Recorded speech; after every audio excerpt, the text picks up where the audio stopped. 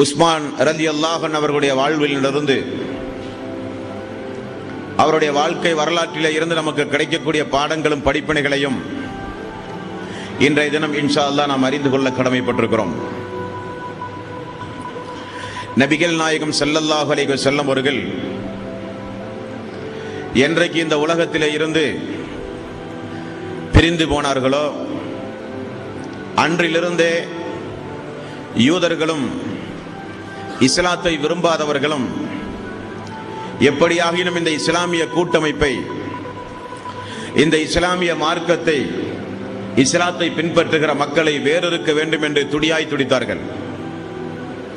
அதற்காக வேண்டி படை திரட்டி வருவது, அதை எதிர்ப்பதற்காக வேண்டி உத்தம சஹாபாக்களும் படை திரட்டி செல்வது, இப்படி தாக்குதலும் எதிர்த்தாக்குதலும் நடத்தி இஸ்லாத்திற்கும் இஸ்லாத்தை பின்பற்றிய மக்களுக்கும் மிகப்பெரிய ஒரு இடையூறுகளை கொடுத்துக் கொண்டிருந்தார்கள். அதற்கு பிறகு ரசூலுல்லாஹி ஸல்லல்லாஹு அலைஹி வஸல்லம் மரணத்திற்கு பிறகு நானும் நபி என்கிற அடிப்படையில் ஒவ்வொரு மனிதர்களும் அங்குமிங்குமாக தோன்றி இந்த சமூகத்திற்கு மிகப்பெரிய ஒரு சோதனையாக திகழ்ந்தார்கள். அதையும் அபூபக்கர் சித்திக் ரலியல்லாஹு அன்ஹுடைய ஆட்சி காலத்தில் போர் தொடுத்து ஒடுக்கப்பட்ட நிகழ்ச்சியை கடந்த உரையிலே நீங்கள் அறிந்தது. அபூபக்கர் சித்திக் அவர்களுக்கு பிறகு உமர் ரலியல்லாஹு அன்ஹுடைய ஆட்சி காலம். உமர் அவர்கள் நிர்வாகத்தால், நீதி செலுத்துவதால், பாரபட்ச முறையில் பிறரை தண்டிக்கக்கூடிய விஷயத்தால் மிகவும் கடுமையானவராக இருந்த காரணத்தினால் எதிரிகளுக்கு பெரிய அளவில் குழப்பங்கள் செய்யவோ சதித்திட்டங்கள் தீட்டவோ அவர்களுக்கு வாய்ப்பில்லாமல் போனது.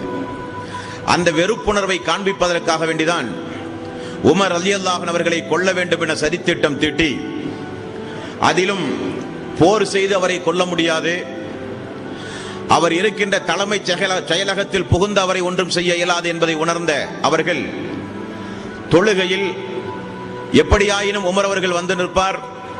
தொழுகை ஒரு நிசப்தமான ஒரு இபாதத், யாரும் நம்மை தடுக்க முடியாது என்பதை உணர்ந்து சரித்திட்டம் தீட்டி உமர் ரலியல்லாஹு அன்ஹு அவர்களை கொன்று தன்னுடைய வெறித்தனத்தை தீர்த்தார்கள். அதற்கு பிறகுதான் உஸ்மான் ரலியல்லாஹு அன்ஹு அவர்கள் ஆட்சிக்கு வருகிறார்கள். உஸ்மான் ரலியல்லாஹு அன்ஹு அவர்கள் ஆட்சிக்கு வருகிற பொழுது ஒன்று, அவர் ஒரு முதிய வயதுடையவராக இருந்தார். அவர் ஒரு கடுகடுப்பானவர் அல்ல, பெரிய ஒரு பொறுமைசாலி, தவறு செய்கிறவரையெல்லாம் மன்னித்தே திருத்த வேண்டும் என்கிற எண்ணமுடையவர்.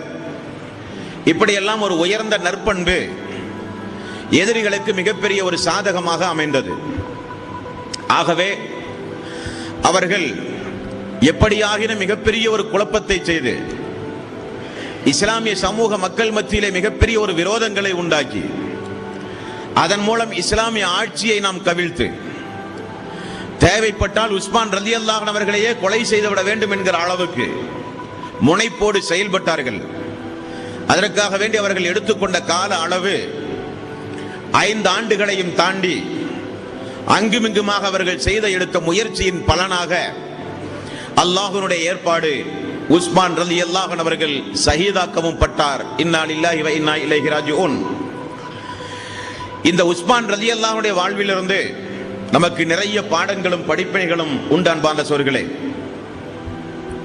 இஸ்லாமிய மார்க்கத்தை பொறுத்தவரையில் குழப்பங்கள் விளைவிப்பதை அல்லாஹ் கொலையை விட கொடுமையானது, அது மிகப்பெரிய ஒரு குற்றத்திற்குரிய காரியம் என்று அல்லாஹ் சொல்லுகிறான்.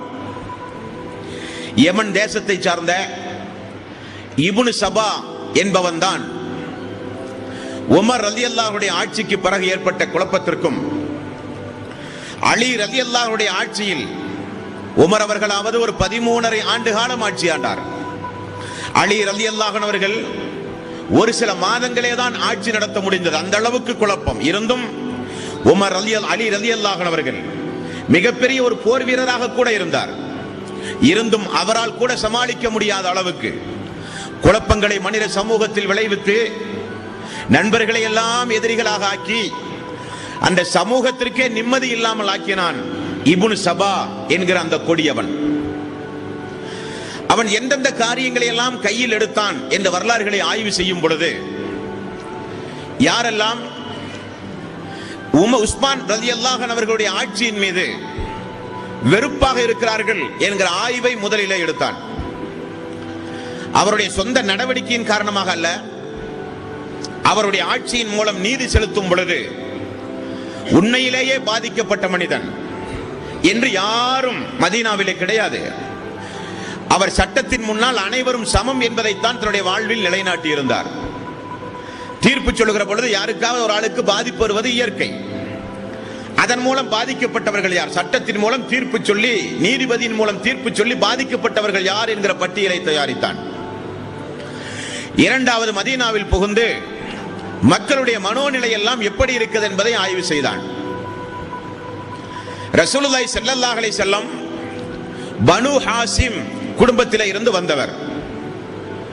அபூபக்கர் சித்திக் ரலியல்லாஹு அன்ஹு அவர்கள் அதே போல பனு ஹாசிம் கோத்திரத்தினுடைய தொடர்புடையவர் வந்தவர் அபூபக்கர் சித்திக். அதே போல வந்தவர் தான் உமர் ரலியல்லாஹு அன்ஹு அவர்கள். அதே போல வந்தவர் தான் பனு ஹாசிம் கோத்திரத்தில் வந்தவர் தான் அலி ரலியல்லாஹு அன்ஹு. மக்கள் எல்லாம் என்னதான் இருந்தாலும் அப்துர் ரஹ்மான் இப்னு அவுஃப் உஸ்மான் ரலியல்லாஹு அன்ஹுடைய உமர் ரலியல்லாஹு அன்ஹுடைய உயிலுக்கு ஏற்ப 6 பேர் கொண்ட குழு நியமித்து மஷூராவுக்கு பிறகு நீண்ட நெடிய ஆலோசனை செய்து அலி அவர்களிடமிருந்தும் ஆலோசனை பெற்று உஸ்மான் ரலியல்லாஹு அன்ஹு அவர்களை கலீஃபா வாக்கியது பனு ஹாசிமுடைய கோத்திரத்தை விரும்பக்கூடிய அலி ரலியல்லாஹு அன்ஹு அவர்களை தலைமையேற்று பல போர்களுக்கு சென்ற பல சஹாபாக்குடைய உள்ளங்களில் அலி ரலியல்லாஹு அன்ஹு அவர்கள் தலைமையில் இருந்தால் நன்றாக இருக்குமே என்கிற ஒரு விருப்பம் இருந்தது. இந்த விருப்பத்தை இப்னு சபா கண்டறிந்தான். மெல்ல மெல்ல தன்னுடைய விஷத்தை கற்க ஆரம்பித்தான். அதற்கென மெல்ல மெல்ல ஆதரவுகளை திரட்டினான். இப்படி ஒரு புறம் நீதிமன்றத்தின் மூலம் தண்டிக்கப்பட்ட மனிதர்கள் யார் என்கிற ஆய்வு நடத்தி அவர்களை எல்லாம் தன்னுடைய ஆதரவுக்கு திரட்டினான். இன்னொரு புறம் பனு ஹாசிம் குடும்பத்தில் இருந்துதான் அல்லாஹ்வுடைய ரசூல் அபூபக்கர் சித்திக் உமர் ரலியல்லாஹு அன்ஹு எல்லாம் வந்திருக்கிறார்கள். அந்த அடிப்படையில் அலி ரலியல்லாஹு அன்ஹு அவர்கள் பனு ஹாசிம் கோத்திரத்தினுடையவர், ஆகவே அவருக்கு தான் தலைமை பதவி வர வேண்டும் என்கிற நச்சு கருத்தையும் பூத்தினான். அதற்கு அறிந்தும் அறியாமலும் ஒரு சில சஹாபாக்கள் பழிகேடானார்கள். அல்லாஹ் அவர்களை மறுமை நாளிலே பொருந்திக் கொண்டு சொர்க்கத்தை கொடுப்பானாக. மூன்றாவது அவன் கையாண்டது எல்லா கவர்னர்களையும் போய் சந்தித்தான். ஒவ்வொரு நாட்டிலும் அந்த பகுதிகளில் இருக்கின்ற ஒவ்வொரு கவர்னர்களையும் போய் சந்தித்து அந்தந்த கவர்னருக்கு கீழ் வாழ்ந்து கொண்டிருக்கிற மக்கள் மத்தியில் போலியான கடிதங்களை கலீஃபாவினுடைய பெயரையே பயன்படுத்தி அவருடைய முத்திரையை போலியாக தயாரித்து போலி கடிதங்களை கலீஃபாவின் பெயரால் எல்லா பகுதிகளுக்கும் அவன் மிகப்பெரிய அளவில் மக்கள் மத்தியிலே விநியோகித்தான்.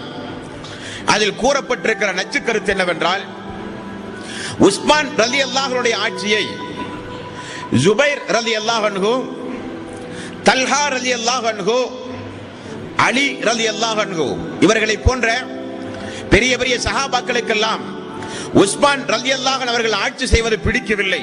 ஆகவே ஒரு ஆட்சி மாற்றத்தை இவர்களும் விரும்புகிறார்கள் என்கிற ஒரு போலி கடிதத்தை, போலியான செய்தியை மக்கள் மத்தியிலே தாராளம் பரப்பினான்.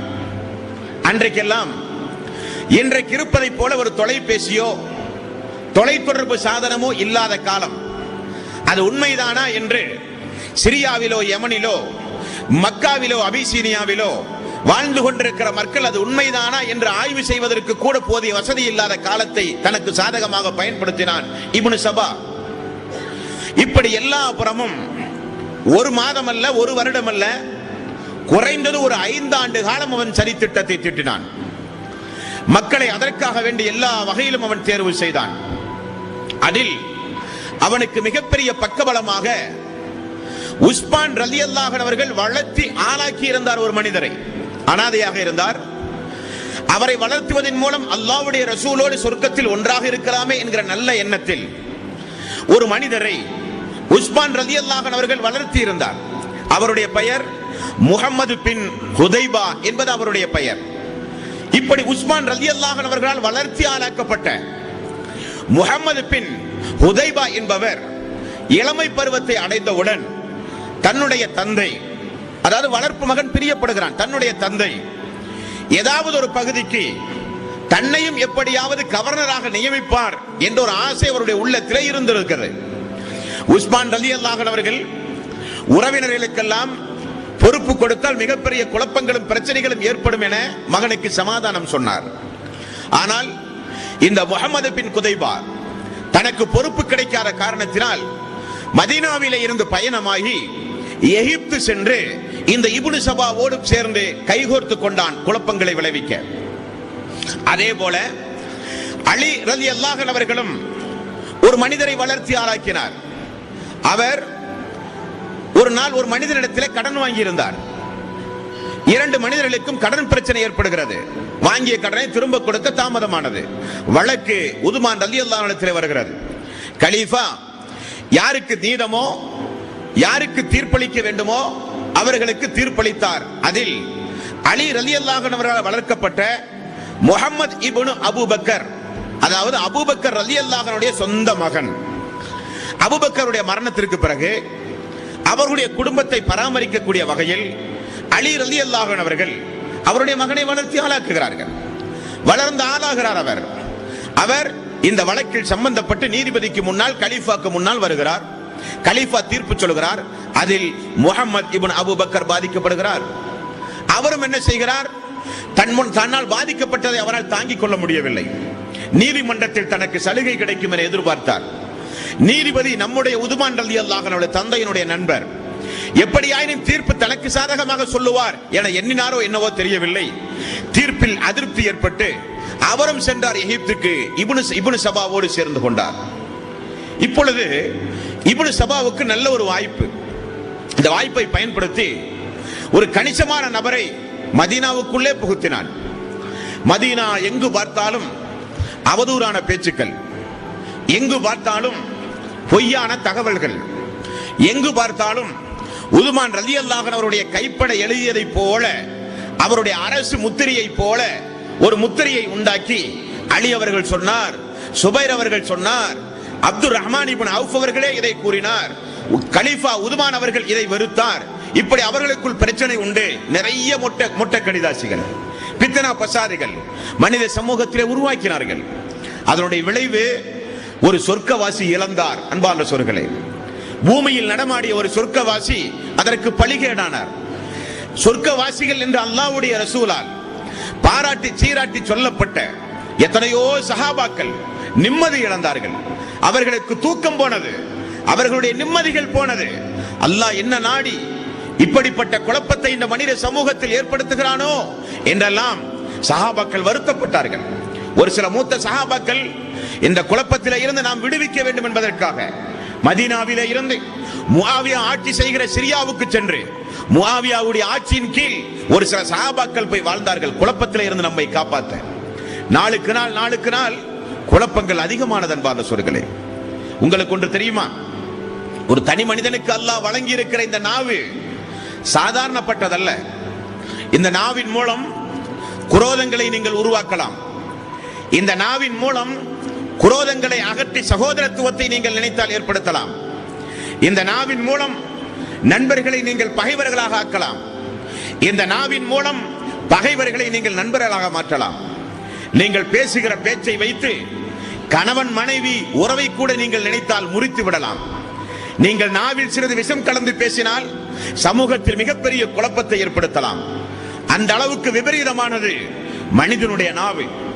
நாம் பேசுகிற ஒரே ஒரு பேச்சு அது நமக்கு வருத்தம் அளிக்காத பேச்சாக கூட இருக்கலாம். பேசிவிட்டோமே என்று கவலைப்படாத பேச்சாக கூட இருக்கலாம். நாம் பேசுகிற ஒரு சாதாரண பேச்சின் மூலம் நாம் நரகத்திற்கு செல்ல முடியும் என்பதற்கு அல்லாஹ்வுடைய ரசூலுடைய ஒரே ஒரு ஹதீஸ், ஒரு நபிமொழி, நல்ல ஒரு பாடம். இரண்டு மனிதர்கள் இருந்தார்களாம் ஒரு காலத்தில். ஒரு மனிதர் வணக்கசாலியாக இருந்தார். அவருடைய இன்னொரு நண்பர் வணக்க வழிபாட்டில் சிறிது பொடுபோக்குடையவராக இருந்தார். வணக்கசாலியான நண்பர் பல முறை தன்னுடைய நண்பரிடத்தில் இபாதத்துகளை குறித்து, வணக்கங்களை குறித்து, இஸ்லாத்தை குறித்து, மறுமையை குறித்து பேசிக்கொண்டே போகிறார்.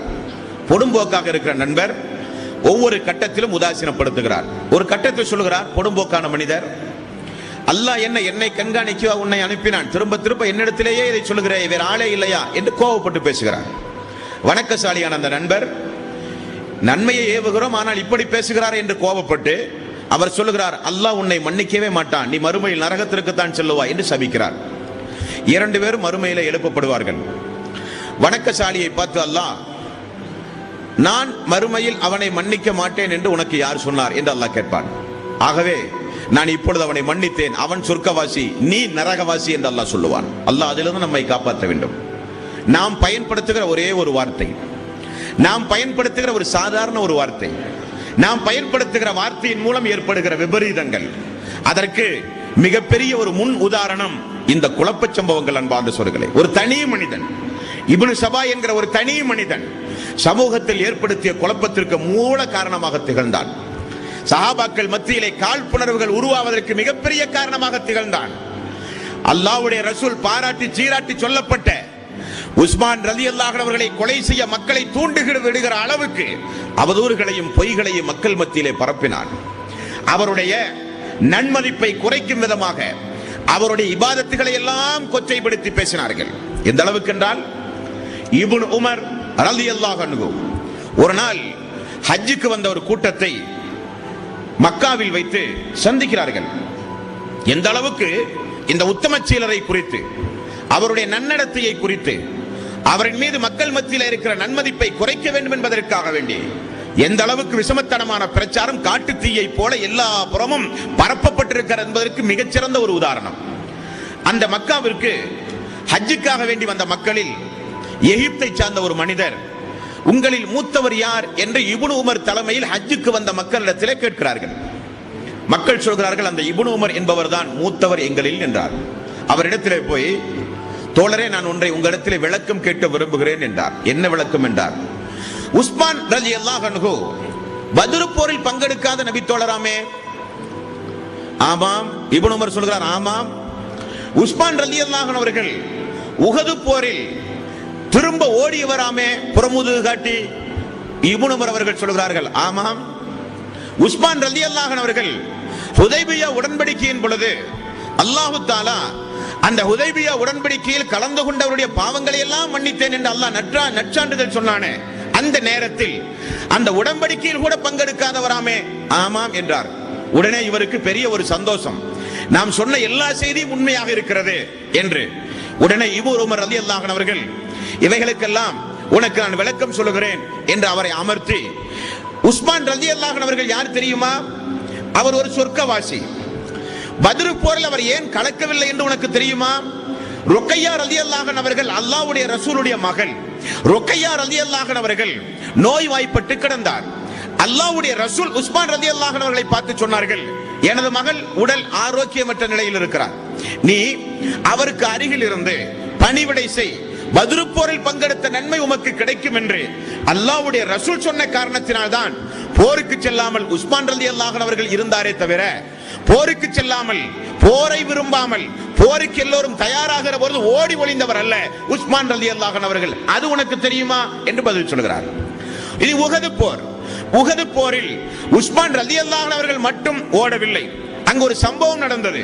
அல்லாஹ் தஆலா அபூபக்கர் சித்திக் அவர்களுடைய தலைமையில் ஒரு மலைக்கு மேல் ஒரு கூட்டத்தை அல்லாஹ்வுடைய ரசூல் நிறுத்தி இருந்தார்.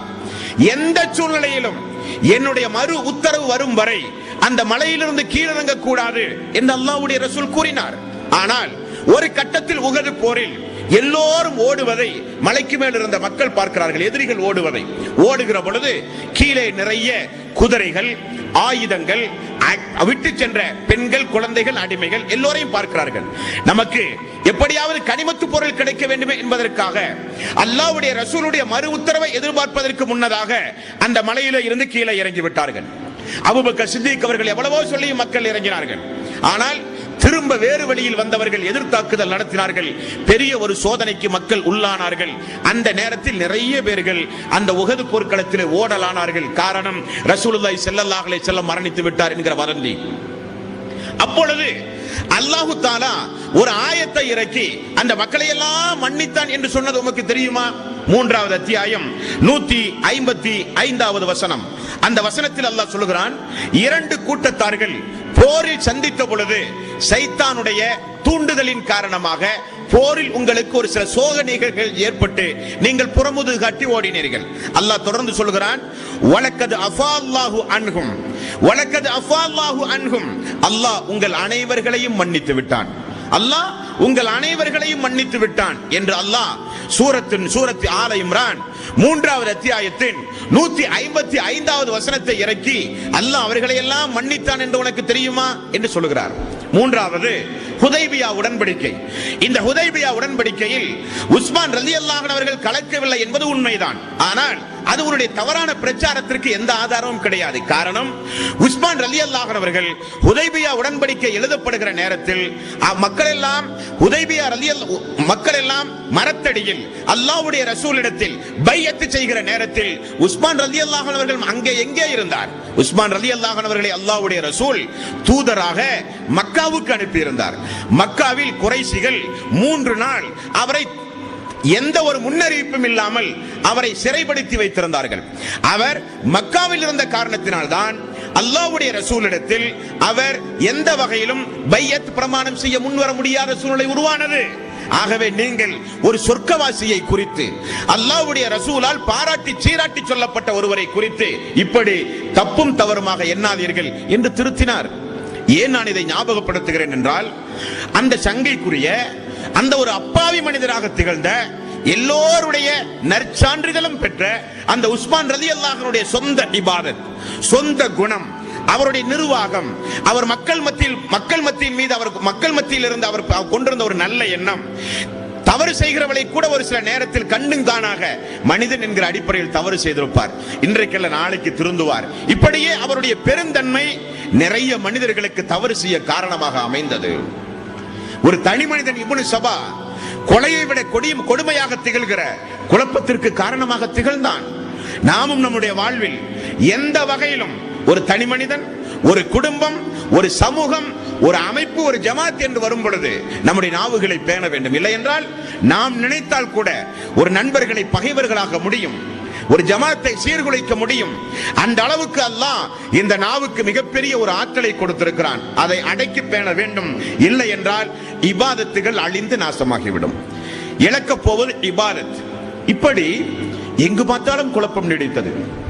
எந்த அளவுக்கு என்றால், உஸ்மான் ரலியல்லாஹு அன்ஹு அவர்கள் மஸ்ஜித் நபவியில் ஜும்மா உரை நிகழ்த்துகிற பொழுது மக்கள் இழந்து கூச்சலும் குழப்பமும் போடுகிற அளவுக்கு நிலைமைகள் மோசமானது. பெரிய பெரிய சஹாபாக்கள் எல்லாம் அதை கட்டுப்படுத்த முடியாத அளவுக்கு கலவரக்காரர்கள் அந்த மதீனாவுக்குள் ஏதோ ஒரு வகையில் புகுந்து விட்டார்கள். இந்த இடத்தில் ஒரு சம்பவத்தை ஞாபகப்படுத்த நான் ஆசைப்படுகிறேன். ஒரு நாள் ரசூலுல்லாஹி ஸல்லல்லாஹு அலைஹி வஸல்லம் ஒரு கனிமத்து போர், ஹுனைன் போர் என்று நினைக்கிறேன், அந்த போருக்கு பிறகு அல்லாஹ்வுடைய ரசூல் எல்லோருக்கும் கனிமத்து பொருள் பங்கு வைத்துக் கொண்டிருக்கும் பொழுது ஒரு வயது முதிர்ந்த ஒரு மனிதர் எழுந்தார். முஹம்மதே, நீதமாக பங்குவை, அல்லாஹுவை பயந்துகொள் என்றார். சஹாபாக்கள் எல்லாம் திரும்ப பார்த்தார்கள். அல்லாஹ்வுடைய ரசூலை பார்த்து நீதமாக நட என்று சொல்கிறானே, அவனை பிடித்தார்கள், கொலை செய்ய கூட முற்பட்டார்கள். நபிகள் நாயகம் ஸல்லல்லாஹு அலைஹி வஸல்லம் அந்த இடத்தில் ஒரு முன்னறிவிப்பு செய்தார்கள், அவனை விட்டுவிடுங்கள், இவன் மிகப்பெரிய ஒரு குழப்பவாதியாக வரப்போகிறான் என்று அல்லாஹ்வுடைய ரசூல் சொன்னார்கள். பிறகு அலி ரலியல்லாஹு அன்ஹு ஆட்சியில் 50,000த்திற்கும் அதிகமான 40,000த்திற்கும் அதிகமான படைகளை திரட்டி வருகிற வழிகேட்டு பிரிவை திகழ்கின்ற ஹாரிஜியா என்று சொல்லப்படுகிற வழிகேட்டு பிரிவை சார்ந்த குழுவில் அந்த மனிதன் இருந்ததை இப்னு மஸ்ஊத், இப்னு அப்பாஸ் ரலியல்லாஹு அன்ஹு அவர்கள் பார்த்த சம்பவத்தை பிறகு சொல்கிறார்கள். அலி ரலியல்லாஹு அன்ஹு அவர்களுக்கு பிறகு முஆவியாவுடைய ஆட்சி காலம், யஜீதுடைய ஆட்சி காலம். அப்பொழுதெல்லாம் நீங்கள் அல்லாஹ்வுடைய ரசூலுடைய தோழரா என்று கேட்டு கொண்டவர்கள் இந்த காரிஜியாக்கள். என்ன காரணம் என்றால், தன்னுடைய கருத்திற்கு உடனடியாக மறுப்பு சொல்கிறவர்கள் சஹாபாக்கள், தங்களுடைய அமைப்பினுடைய கொள்கைக்கு உடனடியாக மறுப்பு சொல்கிறவர்கள் சஹாபாக்கள். அல்லாஹ் தஆலா தன்னுடைய சிஃபத்தை இப்படித்தான் சொன்னான், உங்களுடைய வாதம் பொய்யானது என்று உடனுக்குடனே மறுப்பு தெரிவிக்க வரக்கூடியவர்களாக சஹாபாக்கள் இருந்த காரணத்தினால் சஹாபாக்களை பார்த்து கொள்ளுகிற குழப்பக்காரர்களாக திகழ்ந்தார்கள் ஹாரிஜியாக்கள். அவர்களுடைய முதல் விஸ்வரூபம் தான் உஸ்மான் ரலியல்லாஹு அன்ஹுடைய ஆட்சி காலம். அவருடைய முதல் இலக்கு சஹாபாக்களை எந்த மனித சமூகத்திலே இருந்து அப்புறப்படுத்த வேண்டும். அப்பொழுதுதான் நம்முடைய கொள்கை, நம்முடைய கருத்து, நம்முடைய சிந்தனை, நம்முடைய ஜமாத் வலுப்பெறும் என்பதில் ஆணித்தரமாக இருந்தார்கள். ஆகவேதான் குழப்பங்கள் நாளுக்கு நாள் அதிகமானது. உஸ்மான் ரலியல்லாஹு அன்ஹு அவர்களை எப்படியாகினும் தீர்த்து கட்ட வேண்டும் என்பதில் மிகப்பெரிய முனைப்போடு இருந்தார்கள். அதற்காக வேண்டி அவர்கள் எடுத்துக்கொண்ட முயற்சி, அதற்காக வேண்டி அவர்கள் மதீனாவிலே ஊடுருவிய சரித்திட்ட செயல்பாடுகள் பாண்டசோர்களே நாளுக்கு நாள் அதிகமாகி உஸ்மான் ரலியல்லாஹு அன்ஹு அவர்கள் அனைத்து பகுதியில் இருக்கின்ற எல்லா கவர்னர்களையும் ஒரு நாள் அவசர ஆலோசனைக்காக வேண்டி மதீனாவுக்கு அழைக்கிறார்கள். எல்லா கவர்னர்களும் வந்து அமர்ந்தார்கள். உஸ்மான் ரலியல்லாஹு அன்ஹு அவர்கள் சொன்னார்கள், நாளுக்கு நாள் குழப்பங்கள் அதிகமாகிறது. எங்கு பார்த்தாலும் அவதூறுகள், அரசு முத்திரை தாளை பயன்படுத்தி போலியான செய்திகளை மக்கள் மத்தியில் பரப்புகிற கலகக்காரர்கள் அதிகமாகிவிட்டார்கள். இதை எப்படி ஒடுக்குவது என்ற ஆலோசனை கேட்டார்கள். ஒரு சில நபித்தோழர்கள் இது அதிகமாகிவிட்டது, ஆரம்பத்திலேயே இதை வேறறுத்திருக்க வேண்டும், மதீனா வரை அவர்கள் ஊடுருவி விட்டார்கள், நிலைமைகள் மிகவும் மோசமாக இருக்கிறது, ஆகவே அவர்களை எதிர்த்து போரிடுவதுதான் இப்பொழுது இருக்கிற பெரிய ஒரு ஆயுதம், மிகப்பெரிய தேவை என்றார்கள். சிறு சிறு ஆலோசனைகள் சொல்லப்பட்டது. கவர்னர்கள் எல்லாம் திரும்ப சென்றார்கள். நிலைமை இன்னும் மோசமானது. இந்த நேரத்தில் தான் உஸ்மான் ரலியல்லாஹு அன்ஹு அவர்கள் ஒவ்வொரு வருடமும் மக்களை அவருடைய தலைமையில் தான் ஹஜ்ஜுக்கு அழைத்து செல்வார். மதீனாவில் குழப்பங்கள் அதிகரித்து ஜுமாவுடைய தொழுகையிலேயே எழுந்து நின்று மக்கள் குழப்பங்கள் செய்ய முன்வதை உணர்ந்து உஸ்மான் ரலியல்லாஹு அன்ஹு அவர்கள் அந்த நேரத்தில் அப்துல்லா இப்னு அப்பாஸ் ரலியல்லாஹு அன்ஹு அவர்களை அழைத்து மக்களுக்கு, நீங்கள் அப்துல்லா இப்னு அப்பாஸ் அவர்களே, மக்களை நீங்கள் ஹஜ்ஜுக்கு அழைத்து செல்லுங்கள் உங்களுடைய தலைமையில் என்றார். மக்கள் எல்லாம் ஹஜ்ஜுக்கு புறப்பட்டு போனார்கள். இப்னு சபாவினுடைய கலகக்காரர்களுக்கு அருமையான ஒரு வாய்ப்பு கிடைத்தது. அந்த ஹஜ்ஜை தான் அவர்கள் எதிர்பார்த்துக் கொண்டிருந்தார்கள். ரமலான் அவர்களுக்கு பெரிய தடை. காரணம், எல்லா சஹாபாக்களும் மஸ்ஜித் நபவியிலே இருந்த காலம். ரமலானுக்கு பிறகு ஷவ்வாலுடைய மாதம், துல்காதா ஆரம்பித்து ஹஜ்ஜுடைய மாதம் வந்தவுடன் மக்கள் எல்லாம் ஹஜ்ஜுக்கு அப்துல்லா இப்னு அப்பாஸ் அவர்களுடைய தலைமையில் ஹஜ்ஜுக்கு சென்றதை நல்ல ஒரு சாதகமாக பயன்படுத்தினார்கள் கலகக்காரர்கள். எல்லோரும் மதீனாவிலிருந்து ஹஜ்ஜுக்கு இஹ்ராம் கட்டி புறப்பட்டு செல்லும் வரை தாமதமாக இருந்து அதற்கு பிறகு உடனடியாக போய் உஸ்மான் ரலியல்லாஹு அன்ஹுடைய வீட்டையே போய் முற்றுகையிட்டு விட்டார்கள். முற்றுகை என்றால் வெளிவராத அளவுக்கு அல்ல, அவருடைய வீட்டை சுற்றி பெரிய அளவில் முற்றுகையிட்டு அவரை துல்லியமாக கண்காணிக்க ஆரம்பித்தார்கள். மக்கள் மத்தியில் ஏதாவது ஆதரவு தேடுகிறாரா, தன்னுடைய அனுதாபத்தை சொல்லி ஏதாவது ஆள் சேர்க்கிறாரா, நமக்கு எதிராக ஏதாவது கலக காரியங்களில் எதிர் நடவடிக்கையில் ஈடுபடுகிறாரா என்றெல்லாம் மிக துல்லியமாக ஆள் வைத்து விசாரிக்க ஆரம்பித்தார்கள். தொழும் பொழுது பக்கத்திலே போய் நின்று தொழுகிற அளவுக்கு கலகக்காரர்கள் அதிகரித்து விட்டார்கள். நாளுக்கு நாள் இந்த நிலையெல்லாம் பார்க்கிறார். ஒரு நேரத்தில் உஸ்மான் ரலியல்லாஹு அன்ஹு அவர்கள் சொல்லுகிறார், மஸ்ஜித் நபவி அல்லாஹ்வுடைய தூதரால் கட்டப்பட்ட பள்ளி, அந்த பள்ளியிலிருந்து இஸ்லாம் உலகெங்கும் பரவியது. அந்த பள்ளியினுடைய விஸ்தீரண பணிக்காக வேண்டி கூட தன்னுடைய சொத்தை அல்லாஹ்வுக்காக வேண்டி தியாகம் செய்த அந்த மா மனிதருக்கு மஸ்ஜித் நபவியில் கூட தொலை செல்ல முடியாத அளவுக்கு கலகக்காரர்கள் தடை விதித்தார்கள் என்பார் சொல்கிறேன். பள்ளிக்கு கூட தொலை செல்ல முடியாத நிலைமை. உடனே தன்னுடைய மெய்காப்பாளரை அழைத்து, இப்னு அப்பாஸ் ரலியல்லாஹு அன்ஹு அவர்கள் ஹஜ்ஜிலே இருக்கிறார்கள், அவருக்கு ஒரு கடிதம் எழுதுகிறார். இந்த கடிதத்தை ஹஜ்ஜிலே இருக்கிற எல்லா மக்களுக்கும் நீங்கள் அவசரமாக வாசித்து காட்ட வேண்டும் என்றார். கடிதத்தில் அல்லாஹ்வுடைய ஆயத்துகள் குறிப்பிட்டார். நீங்கள் நீதமாக நடங்கள், அல்லாஹ்வுடைய மார்க்கத்து வளர்ச்சிக்கு நீங்கள் பாடுபடுங்கள், நீங்கள் அல்லாஹ்வை பயந்து நடங்கள், மறுமைதான் நமக்கு முக்கியம். மதீனத்து மண்ணில் ரத்தம் சிந்துவதை 1% கூட நான் அனுமதிக்க முடியாது, அதை நான் வெறுக்கிறேன். கலவக்காரர்களை எதிர்த்து எங்கு வேண்டுமானாலும் போர் தொடுக்கலாம், ஆனால் மதீனாவில் கலவரக்காரர்களை எதிர்த்து போர் தொடுப்பதை 1% கூட நான் விரும்ப மாட்டேன். நான் உங்களுக்கு எழுதிய இந்த கடிதத்தின் மூலம் உஸ்மானை பாதுகாக்க எல்லோரும் வாருங்கள் என்று 1% கூட நான் எழுத மாட்டேன். மார்க்கத்தை பாதுகாக்க வாருங்கள், மார்க்கம் எங்கு அழிந்து போய் விடுமோ என்று நான் அஞ்சுகிறேன். அந்த அளவுக்கு கலகக்காரர்கள் பொய்களையும் அவதூறுகளையும் இஸ்லாத்தின் பெயரால் கூட இந்த அரசின் மீது எல்லா வகையிலும் கலகக்காரர்கள் திட்டமிட்டு அவதூறுகளையும் பொய்களையும் பரப்புவதை உங்களுக்கு நான் ஞாபகப்படுத்துகிறேன் என்று தபாலிலே எழுதியிருந்தார். தபால் வாசிக்கப்பட்டது மக்கள் மன்றத்தில். ஹஜ் முடிந்தவர்கள் திரும்ப வருவதற்குள் நிலைமை தலைகீழாக மாறியது, அது வேறு விஷயம். பள்ளிக்கு கூட செல்ல முடியாத நிலைமை ஏற்பட்டவுடன் மீண்டும் எல்லா கவர்னர்களுக்கும் தபால் எழுதுகிறார்கள் உஸ்மான் ரலியல்லாஹு அன்ஹு அவர்கள்.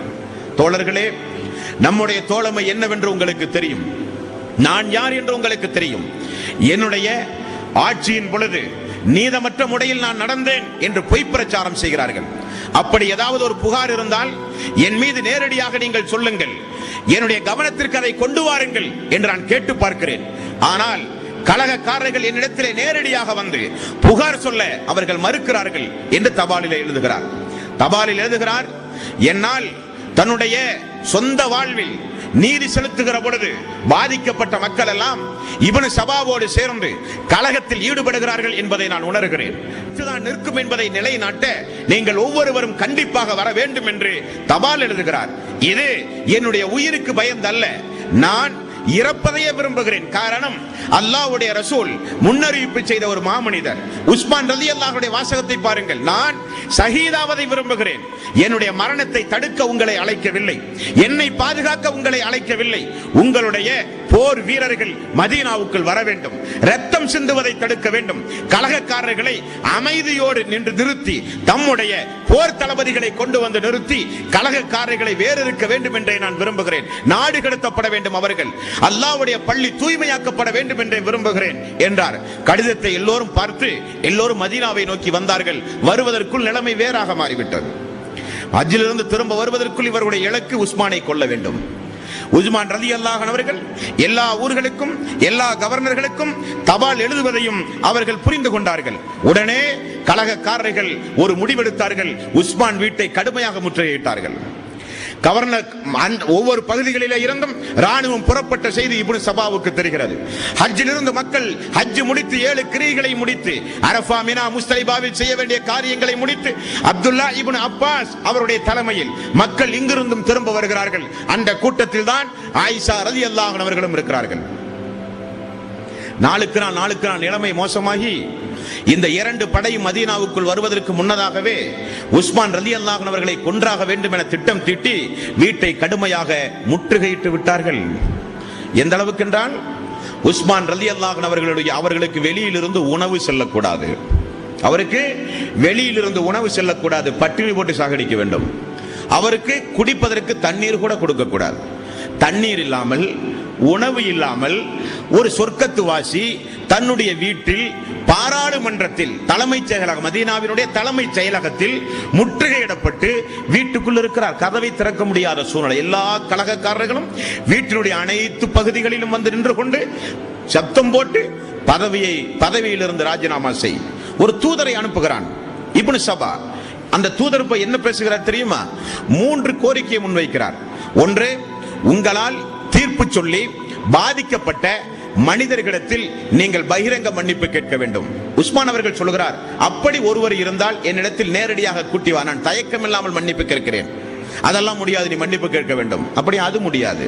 இரண்டாவது, ஒரு ஒட்டகத்தை தருகிறேன், யாருக்கும் தெரியாமல் எங்களுடைய பாதுகாப்போடு மக்காவுக்கோ ஏதாவது நாட்டுக்கோ ஓடி போய் ஒளிந்து கொள்ளுங்கள். அதுவும் முடியாது. அல்லது நீங்களாகவே முன் வந்து உங்களுடைய பதவியை மக்கள் மத்தியிலே நீங்கள் ஒப்படைத்து நீங்கள் பதவி விலகுங்கள். அதுவும் முடியாது. உங்களுடைய ஒரு சில நபர்களுக்காக வேண்டியோ உயிருக்கு பயந்தோ அல்லாஹ்வுடைய தூதர் உருவாக்கிய சமூக மக்கள் ஆலோசனை செய்து தந்த பொறுப்பை உங்களுக்காக வேண்டி அவ்வளவு சீக்கிரம் நான் விட்டு ஒழிக்க முடியாது என்று அதையும் மறுத்தார். வெளியே சென்றான். நிலைமை மேலும் மோசமானது. இந்த நேரத்தில் குடிப்பதற்கு தண்ணீர் இல்லாமல், உண்பதற்கு உணவில்லாமல் இருக்கிற நேரத்தில் உஸ்மான் ரலியல்லாஹு அன்ஹு அவர்கள் தன்னுடைய மாளிகையில் இருந்து கொண்டு அந்த மக்களை பார்த்து சொன்ன ஒரு சில சம்பவத்தை இந்த நேரத்தில் நான் நினைவு கூறுகிறேன். மக்களே, எனக்கு குடிப்பதற்கு தண்ணீர் தருவதை நீங்கள் தடுக்கின்றீர்களே, உங்களுக்கு ஒன்று தெரியுமா? என்னுடைய சொந்த பணம் 20,000 திரகத்தை நான் வைத்து உங்களுக்கு நான் மதீனாவில் யூதர்களிடமிருந்து ஒரு கிணறு வாங்கி தந்தவன் நான் என்னுடைய கிணறில இருந்து தண்ணீர் எடுப்பதை கூட நீங்கள் தடுக்கின்றீர்களே, இது நியாயமா என்றார்கள். அந்த நேரத்தில் எல்லோரும் அந்த வீட்டை முற்றுகையிடப்பட்டிருக்கும் பொழுது முஹம்மது இப்னு அபூபக்கர் சித்திக் அவருடைய மகன் எதற்காக வேண்டி தீர்ப்பின் மூலம் பாதிக்கப்பட்டார் என்பதற்காக வேண்டி வீட்டுக்குள் புகுந்து உஸ்மான் ரலியல்லாஹு அன்ஹு அவருடைய தாடியை பிடிக்கிறார். வரலாறுகளிலே சொல்லப்படுகிறது, என்னதான் கலகக்காரர்கள் சூழ்ந்தாலும், என்னதான் கலகக்காரர்கள் வெறியாட்டம் போட்டாலும் உஸ்மான் ரலியல்லாஹு அன்ஹு அவரை நெருங்க எல்லோருக்கும் ஒரு அச்சம் இருந்தது. அவரை கை நீட்டி அடிக்கவோ, அவரை ஏதாவது ஒரு பலப்பிரயோகம் செய்யவோ முன்வர எல்லோரும் தயங்கினார்கள். ஆனால் இந்த முஹம்மது இப்னு அபூபக்கர் சித்திக் ரலியல்லாஹு அன்ஹுடைய மகன் மட்டும் ஏதோ ஒரு வகையில் ஆத்திரப்பட்டு, மனிதன் தானே, போய் தாடியை பிடித்து இழுக்கிறார். அபூபக்கர் சித்திக் அவருடைய மகனை பார்த்து உஸ்மான் ரலியல்லாஹு அன்ஹு அவர்கள் சொன்ன ஒரு வாசகம் உண்டு, மகனே, நான் யார் தெரியுமா? உம்முடைய தந்தை அபூபக்கரோடு தோழமை கொண்டவன் நான், அல்லாஹ்வுடைய ரசூலுடைய மருமகன் நான், சொர்க்கவாசி என்று அல்லாஹ்வுடைய ரசூல் பாராட்டி சீராட்டி சொல்லப்பட்டவன் நான். என்னை நீ கொலை செய்ய முற்பட்டு வந்திருக்கிறாயே, அப்படி ஒரு சம்பவம் நடந்தால் உம்முடைய தந்தையினுடைய பாரம்பரியத்திற்கு அல்லவா அது ஒரு இலக்கு, நான் என்ன பாவம் செய்தேன் என்று சொல்லிட்டு என்னை நீ கொல், இது நியாயமா என்றார்கள். அவருடைய பேச்சு, அவருடைய அந்த வார்த்தை அவரை பெரிய அளவில் பாதித்தது. அவர் உடனே தௌபா செய்து வந்த வழியை நோக்கி ஓடிவிட்டார் என்று சொல்லப்படுகிறது. உஸ்மான் ரலியல்லாஹு அன்ஹு அவர்கள் கலகக்காரர்கள் வெளியே நிற்கிற பொழுது உஸ்மான் ரலியல்லாஹு அன்ஹு அவர்கள் கேட்கிறார்கள், இவர் உண்டுமா அந்த கூட்டத்தில், அவர் உண்டுமா இந்த கூட்டத்தில், இன்னார் உண்டா அந்த கூட்டத்தில், உங்களுக்கெல்லாம் தெரியுமா நான் சொர்க்கவாசி என்று அல்லாஹ்வுடைய ரசூல் பாராட்டி சீராட்டி சொல்லி இருக்கிறார்கள். நான் என்ன தவறை செய்தாலும் நீங்கள் நிரூபித்தால் நான் மக்கள் மன்றத்தில் மன்னிப்பு கேட்க தயாராக இருக்கிறேன். ஆனால் குற்றம் நிரூபிக்கப்படாமல் அநியாயமாக ஒரு உயிரை கொல்ல முன்வந்தீர்களே, இது நியாயம்தானா என்று நியாயம் கேட்கிறேன் உங்களிடத்தில் என்றார்கள். அன்றைக்கு நோன்பு வைத்திருந்தார்கள் உஸ்மான் ரலியல்லாஹு அன்ஹு. நோன்பு வைத்து பசியின் கொடுமை காரணமாக நீரருந்த கூட இல்லாத நேரத்தில், அசருடைய நேரத்தில் ஓய்வெடுத்துக் கொண்டிருக்கும் பொழுது அயர்ந்து உறங்குகிறார். அந்த நேரத்தில் ஒரு கனவு காண்கிறார். அல்லாஹ்வுடைய ரசூலை குறித்துள்ள ஒரு கனவு. உஸ்மான் ரலியல்லாஹு அன்ஹு இடத்தில் ரசூலுல்லாஹி ஸல்லல்லாஹு அலைஹி வஸல்லம், உஸ்மானே, இன்று நோன்பு திறக்க நீ என்னோடு வருவாய் என்று அல்லாஹ்வுடைய ரசூல் ஒரு முன்னறிவிப்பு. உஸ்மான் ரலியல்லாஹு அன்ஹு புரிந்து கொண்டார்கள், நமக்கு மரண நேரம் நெருங்கிவிட்டது, நமக்கு மரண நேரம் நெருங்கிவிட்டது என்பதை புரிந்து கொண்டார்கள். கலகக்காரர்கள் இந்த முஹம்மது இப்னு அபூபக்கர், அந்த உமர் அவர்கள் உஸ்மான் ரலியல்லாஹு அன்ஹுடைய வார்த்தையை கேட்டு மனம் திருந்தி வெளியே வந்ததை பார்த்து, எங்கே அவரின் மூலம் மக்கள் மாறிவிடுவார்களோ என்பதை உணர்ந்து சட்டென வீட்டுக்குள் புகுந்து அவரை அடித்து துன்புறுத்தி கொலை செய்து விட்டார்கள். இன்னா லில்லாஹி வ இன்னா இலைஹி ராஜிஊன். கொலை செய்தது மட்டுமல்ல, ஹம்ஸா ரலியல்லாஹு அன்ஹு அவர்கள் எப்படி கோரமாக சிதைக்கப்பட்டார்களோ அதே போல இவருடைய உறுப்புகள் எல்லாம் சிதைக்கப்பட வேண்டும் என்கிற அளவுக்கு கலகக்காரர்கள், குறிப்பாக காரிஜியாக்கள் கலகக்காரர்கள் அவரின் மீது பெரிய ஆயுத தாக்குதல் நடத்தினார்கள். மனைவிகள் எல்லாம் கதறி அழுதார்கள். உதவிக்கு வாருங்கள், வெளியே இருக்கிற தோழர்களை எல்லாம் அழைத்தார்கள். மனைவிமார்கள் சப்தம் போட்டு அழுவதை பார்த்தவுடன் கலகக்காரர்கள் உயிர் போனதை உணர்ந்து வெளியே சென்று விட்டார்கள். 3 நாள் உஸ்மான் ரலியல்லாஹு அன்ஹுடைய உடம்பு வீட்டிலே இருந்திருக்கிறது. அடக்க கூட சம்மதிக்கவில்லை அவர்கள். மக்காவிலே இருந்து ஹாஜிகள் திரும்ப நெருங்கிக் கொண்டிருக்கிறார்கள் என்பதை உணர்ந்து, கவர்னருடைய ஒவ்வொரு பகுதியிலே இருந்து ராணுவ வீரர்கள் திரும்ப வந்து கொண்டிருக்கிறார்கள் என்பதை உணர்ந்து, அவர்களுக்கெல்லாம் ராணுவ தளபதிகளுக்கெல்லாம் உஸ்மான் ரலியல்லாஹு அன்ஹு கொல்லப்பட்டார் என்ற செய்தி தெரிந்தவுடன் அவர்கள் அவருடைய பகுதிகளுக்கே திரும்ப சென்று விட்டார்கள். காரணம், அந்த இடத்தில் ரத்தம் சிந்துவதை உஸ்மான் ரலியல்லாஹு அன்ஹு அவர்கள் அனுமதிக்காத காரணத்தினால் வந்தவர்கள் திரும்ப சென்றார்கள். அடக்கம் செய்யப்பட்டது கூட பக்கீ கபரஸ்தானில் அடக்க விடவில்லை. பக்கீயில் உஹது போரில் அடங்கப்பட்ட அல்லாஹ்வுடைய ரசூல் குடும்பத்தார்கள் அடக்கப்பட்ட பக்கீ கபரஸ்தானில் கூட அடக்க சம்மதிக்கவில்லை. பொது மையவாடியில் கொண்டு அடக்குங்கள் என்றார்கள். முஆவியுடைய ஆட்சி காலத்தில் தான் உஸ்மான் ரலியல்லாஹு அன்ஹுடைய அடக்க ஸ்தலத்தை ஒட்டி எல்லா முஸ்லிம்களும் கபரஸ்தானை உருவாக்கி கொண்டார்கள் என்று வரலாறுகளிலே பார்க்கிறோம் என்பான்ற சோர்களே. ஆகவே அல்லாஹ்வுடைய ரசூலுடைய வார்த்தை இந்த இடத்தில் எந்த அளவுக்கு உண்மைப்படுத்தப்பட்டிருக்கிறது என்பதை நினைவு கூற வேண்டும். ரசூலுல்லாஹி ஸல்லல்லாஹு அலைஹி வஸல்லம் அல்லாஹ்வுடைய ரசூல் தான் என்பதற்கு மிகப்பெரிய ஒரு அத்தாட்சி அவர் கூறிய முன்னறிவிப்பு ஒவ்வொன்றும் அவருடைய வாழ்ந்த காலத்திலேயே நடந்திருக்கிறது. ஒன்று, உமர் ரலியல்லாஹு அன்ஹு அவர்கள் கொலை செய்யப்படுவார், அவர் ஷஹீதாக்கப்படுவார் என்கிற முன்னறிவிப்பு. அதே போல உமர் ரலியல்லாஹு அன்ஹு அவர்கள் கொலை செய்யப்பட்டார்கள். உஸ்மான் ரலியல்லாஹு அன்ஹு அவர்களும் ஷஹீதாக்கப்படுவார் என்கிற முன்னறிவிப்பு. அதே போல உஸ்மான் ரலியல்லாஹு அன்ஹு அவர்களும் கலகக்காரர்களால் கொலை செய்யப்பட்டார்கள். அப்படி உஸ்மான் ரலியல்லாஹு அன்ஹுடைய ஆட்சி காலத்தில் மிகப்பெரிய குழப்பங்கள் ஏற்பட்டது. எல்லாம் வல்ல அல்லாஹ் ரப்பல் ஆலமீன் நமக்கு ஒரு ஆயத்தை நினைவுபடுத்துகிறான் திருக்குர்ஆனில். 59வது அத்தியாயத்தின் 10வது வசனம்.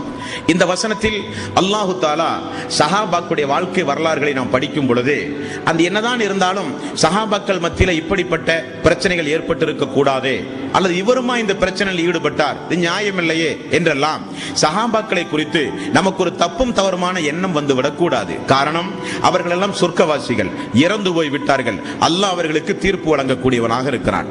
ஹாத்திப் ரலியல்லாஹு அன்ஹு பத்ர் போரில் பங்கெடுத்த ஒரே காரணத்திற்காக, சொர்க்கவாசி என்ற காரணத்திற்காக நாட்டு ரகசியம் கூட அனுப்பப்பட்ட நேரத்தில் கையும் காலுமாக பிடிக்கப்பட்டு மன்னிக்கப்பட்டார் என்பது வரலாறு சொல்கிறது. ஆகவே சஹாபாக்களை குறித்து சர்ச்சை செய்ய நமக்கு எந்த உரிமையும் கிடையாது. 59வது அத்தியாயம் 10வது வசனம் அல்லாஹு தஆலா நமக்கு ஒரு துஆவை கற்றுத் தருகிறான். யகூலூன ரப்பனா அஃபிர் லனா வலி இஹ்வானினா அல்லதீன சபகூனா பில் ஈமான். அல்லாஹ்வே, எங்களையும் ஈமான் கொண்ட மக்களையும் நீ மன்னிப்பாயாக யா அல்லாஹ். ولا تجعل في قلوبنا الا للذين امنوا ربنا انك رؤوف رحيم. அல்லாஹ்வே, எங்களுக்கு முன்னால் ஈமான் கொண்டு மரணித்து போன அவர்கள் காரியத்தை குறித்து எங்களுடைய உள்ளத்தில் குரோதத்தையோ வெறுப்பையோ அல்லாஹ்வே நீ உண்டாக்காதே. எங்களுக்கு முன்னால் ஈமான் கொண்டு மரணித்து போன நல்லவர்களை குறித்து எங்களுடைய உள்ளத்தில் தவறான எண்ணத்தை ஏற்படுத்தாதே யா அல்லாஹ். நீயே பாவங்களை மன்னிக்க கூடியவனாக இருக்கிறாய் என்று அல்லாஹ் ரப்பல் ஆலமீன் நமக்கு ஒரு பிரார்த்தனையை கற்றுத் தருகிறான். அல்லாஹ் ஒரு இடத்தில் நம்ம இடத்திலே கேட்கிறான் ஒரு கேள்வி. அதே திருக்குர்ஆனுடைய 59வது அத்தியாயத்தின் 18வது வசனம். அந்த வசனத்தில் அல்லாஹ் நம்ம இடத்திலே கேட்கிறான், யா அய்யுஹல்லதீன ஆமனு, ஈமான் கொண்டவர்களே, இத்தகுல்லாஹ், அல்லாஹ்வை நீங்கள் பயந்து கொள்ளுங்கள். வல் தன்துரு நஃப்சும் மா கத்தமத் லிஅதின், அந்த நாளுக்காக வேண்டி உங்களிடத்தில் என்ன நற்கர்மங்கள் இருக்கிறது என்பதை நீங்கள் ஒவ்வொருவரும் எண்ணி பாருங்கள். நீங்கள் உலகத்தில் செய்கிற கலகம், உலகத்தில் செய்கிற குழப்பம், உலகத்தில் செய்கிற தவறான செயல்பாடுகள், இவைகளை குறித்து நீங்கள் ஒதுங்கிக் கொள்ள வேண்டும். அந்த நாளுக்கு உங்களிடத்தில் என்ன இருக்கிறது அதை மட்டுமே நீங்கள் யோசியுங்கள். வத்தகுல்லாஹ், அல்லாஹ்வை நீங்கள் பயந்து கொள்ளுங்கள் என்றும் அல்லாஹ் தொடர்ந்து சொல்லுகிறான். மேலும் அல்லாஹ் கருமையான ஒரு வாசகத்தை சொல்கிறான். ரசூலுல்லாஹி ஸல்லல்லாஹு அலைஹி வஸல்லம் கலகக்காரர்களுக்கு, அவதூறுகளை பரப்பக்கூடிய மக்களுக்கு, மக்கள் மத்தியிலே புறம் பேசி திரிகிற மக்களுக்கு அல்லாஹ் தஆலா சொல்லுகிற ஒரு வார்த்தை உண்டு. ரசூலுல்லாஹி ஸல்லல்லாஹு அலைஹி வஸல்லம் அவர்கள் சொன்னார்கள், யார் ஒருவர் முஃமினான ஒரு அடியானை அவனுடைய குறையை பின்தொடர அவன் ஒரு எட்டு எடுத்து வைக்கிறானோ, அப்பொழுதே அல்லாஹ் அவனையும் அறியாமல் அவனை பின்தொடர்கிறான். இவன் இந்த மூமினை பின்தொடர்ந்து அவனுடைய அந்தஸ்தை, அவனுடைய அழைப்பு பணியை, அவனுடைய நன்மதிப்பை, அவனுக்குரிய அந்தஸ்தை, அவனுடைய மானத்தை, அவனுடைய மரியாதையை பாழ்படுத்த இவன் முயற்சி செய்ய அல்லாஹ் அவனை பின்தொடர்ந்து சென்று கொண்டே இருக்கிறான். இறுதியில் அவன் ஒரு வீட்டுக்குள் பூட்டி இருந்தாலும், அது இரவாக இருந்தாலும், அல்லாஹு தஆலா பூட்டிய வீட்டிலே இருந்து அவனை வெளியே கொண்டு வந்து அல்லாஹ் கேவலப்படுத்துவான் என்று ரசூலுல்லாஹி ஸல்லல்லாஹு அலைஹி வஸல்லம் அவர்கள் கூறினார்கள். அது மட்டுமல்ல, இப்படி கலகம் புரியவோ, புறம் பேசவோ, அவதூறு பேசவோ, நாவை அடக்கி சமூகத்தில் பயன்படுத்தாமல் நாவை பேணி நடக்காமல் வாழ்ந்தாலோ அல்லாஹ் என்ன செய்வானா, அவனை அல்லாஹ் மறக்க செய்து விடுவான். நான் யார் என்று எனக்கு தெரியாது, நான் எப்பொழுதும் பிறரை பற்றியே ஆய்வு செய்து செல்லும் பொழுது அல்லாஹ் என்னையே எனக்கு மறைக்க செய்கிறான். நான் என்னை மறக்கும் பொழுது நான் என்ன செய்கிறேன் என்று எனக்கு தெரியாமல் போய்விடுகிறது. அதை அல்லாஹ் 59வது அத்தியாயத்தின் 10வது வசனத்தில் அல்லாஹ் சொல்கிறான், வலா தகூனு கல்லதீன ஃபஸுல்லாஹ ஃபஅன்சாஹும் அன்ஃபுஸஹும். அல்லாஹுவை மறந்தவர்களைப் போல நீங்கள் ஆகி விடாதீர்கள். நீங்கள் அல்லாஹுவை நினைவு கூறுங்கள். நீங்கள் அல்லாஹுவை மறந்தால் நஸுல்லாஹ ஃபஅன்சாஹும் அன்ஃபுஸஹும், அல்லாஹ் உங்களிடமிருந்து உங்களை மறக்க செய்வான். நீங்கள் உங்களை மறந்தாலோ நீங்கள் வழிகேட்டிற்கு சென்று விடுவீர்கள், அல்லாஹ்வுடைய வேதனைக்கு நீங்கள் ஆளாகி விடுவீர்கள் என்று அல்லாஹ் சொல்லும். ஆகவே நாம் ஒவ்வொருவரும் இவருடைய வாழ்க்கை வரலாறிலே இருந்து கிடைக்கக்கூடிய பாடம், கிடைக்கக்கூடிய படிப்பினைகளை பெற்று நன்மக்களாக அல்லாஹ் நம் அனைவர்களையும் வாழச் செய்வானாக. வாஹிரு தவானா அனில் ஹம்துலில்லாஹி ரப்பில் ஆலமீன். அஸ்ஸலாமு அலைக்கும் வரஹ்மத்துல்லாஹி வபரகாத்துஹு.